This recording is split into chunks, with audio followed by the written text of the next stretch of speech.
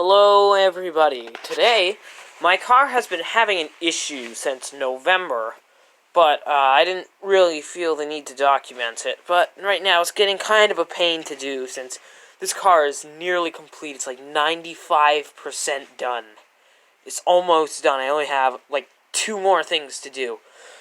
But, yeah, so this is not one of the 2 things, but this needs to be done.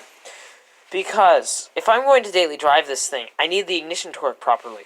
Now, does anybody remember a while back in November 2020 when I put in that new cap and rotors and everything?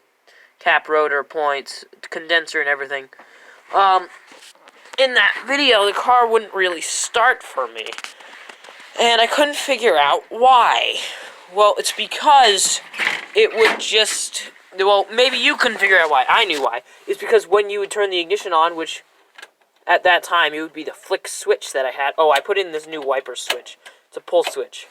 But at the time it would be that flick switch that broke on me.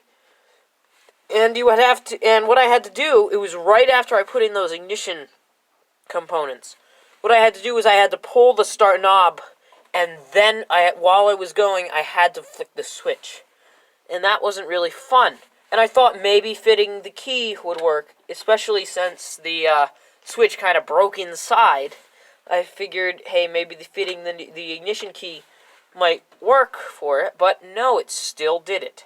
So I could just show you what it's doing. Yeah, it didn't really do it too well. I will show you at the end of the video when the engine is cooler, like cooled down.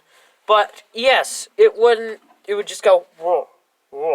Like the ignition was drawing a lot of power, and it did not do that before I put in those ignition components. So I've been rooting around under the hood today, trying to figure out how to do this. The battery's fine because I turned the lights on and put the starter on, and if the battery's bad, the lights would dim significantly, and they barely dimmed at all. So that was fine. What I did find was weird was this right here, this connection going to the starter. I found that was loose, but I tightened it up, and that problem still occurred. So what I did was I cleaned the battery connections, and the problem was still going on. And I'm like, what is this? I even replaced the ignition coil in this with this nice blue one. I even replaced the ignition coil, trying to figure out what this problem is. Sorry, my battery just it's low. So I'm not sure what's going on here, but I'm going to ask you what's going on, because there are many Morris Minor experts watching my videos probably, and maybe they know what's going on. So if you know what's going on, put it in the comments below, but I can't figure it out at all. I mean, tightening that starter cable there worked a little bit, but it's still... No, that worked. It's tight now, but it's still kind of having that problem, that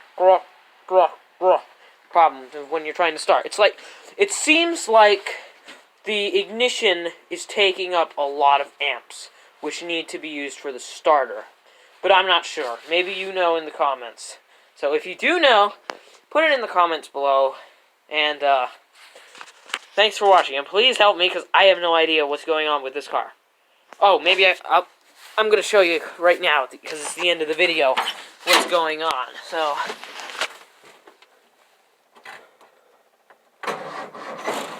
you see that?